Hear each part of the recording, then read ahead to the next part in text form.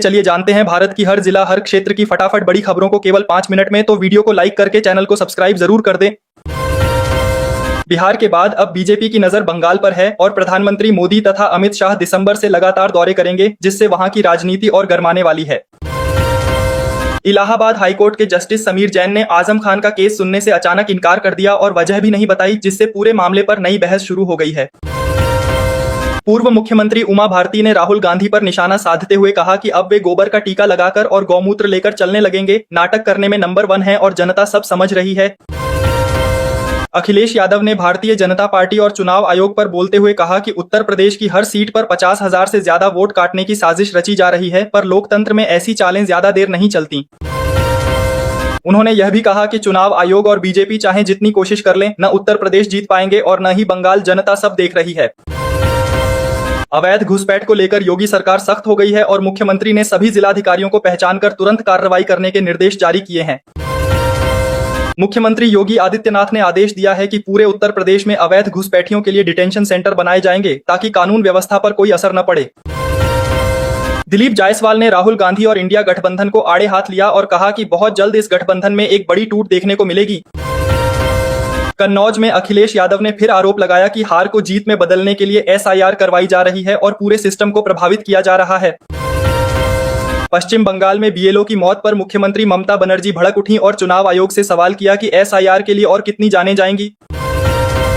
गिरिराज सिंह ने पलटवार करते हुए कहा कि ममता बनर्जी लाख विरोध करें, पर SIR लागू होकर रहेगा और इसे कोई रोक नहीं सकता। आम आदमी पार्टी की रोजगार पदयात्रा प्रयागराज पहुंची, जहां संजय सिंह ने यूपी सरकार को पेपर लीक सरकार बताते हुए कड़ा हमला बोला। यमुना की हालत पर हाईकोर्ट ने सख्त टिप्पणी की और विभागों को फटकार लगाई कि नदी की स्थिति बेहद खराब है और तत्काल सुधार के कदम उठाए जाएं। प्रधानमंत्री मोदी और मैथिली ठाकुर की आपत्तिजनक AI तस्वीर और वीडियो के मामले में केस दर्ज किया गया है और साइबर टीम अब सक्रिय हो गई है। यूपी में बिजली की दरें नहीं बढ़ेंगी क्योंकि विद्युत नियामक आयोग ने प्रस्ताव को खारिज कर दिया है। उपभोक्ताओं को बड़ी राहत मिली है। छत्तीसगढ़ में सरकारी शिक्षकों की ड्यूटी कुत्तों की निगरानी में लगा दी गई, जिस पर लोगों ने कहा कि अब बस यही दिन देखना बाकी था। व्यवस्था पर सवाल खड़े हो गए हैं। योगी सरकार ने बड़ा फैसला लेते हुए गौतम बुद्ध नगर और गाजियाबाद में डीजल ऑटो रिक्शा पर पूरी तरह प्रतिबंध लगा दिया है, जिससे प्रदूषण में कमी की उम्मीद की जा रही है। ब्राजील में तख्ता पलट की कोशिश के आरोप में पूर्व राष्ट्रपति बोल्सोनारो को गिरफ्तार कर लिया गया है, जिससे वहां की राजनीति में हलचल बढ़ गई है। यूपी NCR में ऑटो रिक्शा पर बैन को प्रदूषण नियंत्रण की एक बड़ी पहल बताया जा रहा है और इसे लागू करने की तैयारी शुरू हो गई है। प्रधानमंत्री मोदी ने इटली की प्रधानमंत्री जॉर्जिया मेलोनी से मुलाकात की, जहां दोनों मुस्कुराते हुए नजर आए और कई मुद्दों पर चर्चा हुई। सपा नेता माता प्रसाद पांडे ने दावा किया है कि कुछ ही दिनों में बीजेपी नीतीश कुमार को सत्ता से बाहर कर सकती है। बिहार की राजनीति में यह बड़ा संकेत माना जा रहा है। RSS प्रमुख मोहन भागवत ने कहा कि अगर हिंदू नहीं रहेगा तो दुनिया भी नहीं बचेगी। उनका यह बयान देश भर में चर्चा में है। यूपी में खुदाई के दौरान राधा कृष्ण की अष्टधातु की प्राचीन मूर्ति मिली है, जिसे पुरातत्व विभाग ने बेहद महत्वपूर्ण बताया है। प्रदूषण के चलते दिल्ली सरकार ने स्कूलों में सभी आउटडोर गतिविधियों पर रोक लगा दी है। बच्चों की सेहत को ध्यान में रखते हुए यह फैसला लिया गया है। सरकार ने 4 नए लेबर कोड लागू करने का ऐलान किया है, जिससे कर्मचारियों और कंपनियों दोनों के लिए कई बड़े बदलाव सामने आएंगे। सरकार के एक नए फैसले के बाद घरेलू मेटल इंडेक्स 1.5% तक गिर गया है, जिससे बाजार में हल्की चिंता देखने को मिली है। दक्षिण अफ्रीका पहुंचे प्रधानमंत्री मोदी का जोरदार स्वागत किया गया और एयरपोर्ट पर उन्हें दंडवत प्रणाम किया गया। तस्वीरें सोशल मीडिया पर वायरल हैं। मध्य प्रदेश में 9 करोड़ 84 लाख रुपए की साइबर ठगी का भंडाफोड़ हुआ है और बैंक कर्मचारी समेत 3 आरोपी गिरफ्तार किए गए हैं। दिल्ली में AQI गंभीर श्रेणी में पहुंच गया है, जो बच्चों, बुजुर्गों और मरीजों के लिए बेहद खतरनाक स्थिति मानी जा रही है। बिहार के ताजा आंकड़े बताते हैं कि महागठबंधन को करारी हार मिली है और NDA को केवल 3% यादव तथा 2% मुस्लिम वोट मिले हैं, जो राजनीतिक समीकरणों में बड़ा बदलाव है। संजौली की अवैध मस्जिद को लेकर सियासत गर्मा गई है और हिंदू संघर्ष समिति ने सीधे मुख्यमंत्री योगी आदित्यनाथ को पत्र लिखकर कड़ी कार्रवाई की मांग की है। यूपी के किसानों के लिए योगी सरकार ने बड़ा फैसला लिया है, जिसके तहत लाखों अन्नदाताओं के खातों में सीधा पैसा भेजने की तैयारी पूरी कर ली गई है। प्रधानमंत्री नरेंद्र मोदी ने ऑस्ट्रेलिया और कनाडा के साथ त्रिपक्षीय साझेदारी का ऐलान किया है, जिसे भारत की विदेश नीति में एक अहम कदम माना जा रहा है। बिहार चुनाव में राहुल गांधी के वोट चोरी वाले आरोपों पर जनता ने भरोसा नहीं दिखाया और कई जगहों पर माहौल उनके खिलाफ दिखाई दिया।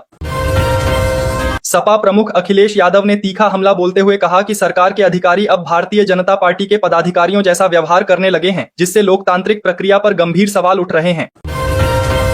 तेजस्वी यादव ने भोजपुरी और अन्य भाषाओं के कई गायकों को नोटिस भेजा है। आरोप है कि चुनाव के दौरान भड़काऊ और भ्रम फैलाने वाले गाने बनाए गए थे। कांग्रेस ने बीएलओ की मौतों पर सरकार पर तीखा हमला बोला है। पार्टी का कहना है कि एसआईआर को नोटबंदी और लॉकडाउन की तरह जल्दबाजी में लागू किया गया है। ये कहते हुए नेताओं ने आरोप लगाया कि जमीनी हालात बिगड़ रहे हैं, कर्मचारी नाराज हैं और व्यवस्था पर भारी दबाव बना हुआ है। G20 सम्मेलन के बाद IBSA समिट में प्रधानमंत्री के डिजिटल इनोवेशन अलायंस प्रस्ताव पर चर्चा तेज है। समर्थकों का कहना है कि इससे तकनीक में बड़ा बदलाव आएगा, वहीं विरोधी सवाल उठा रहे हैं, ये कहते हुए कि इससे छोटे देशों पर दबाव बढ़ सकता है और वैश्विक प्रतिस्पर्धा और तीखी हो जाएगी।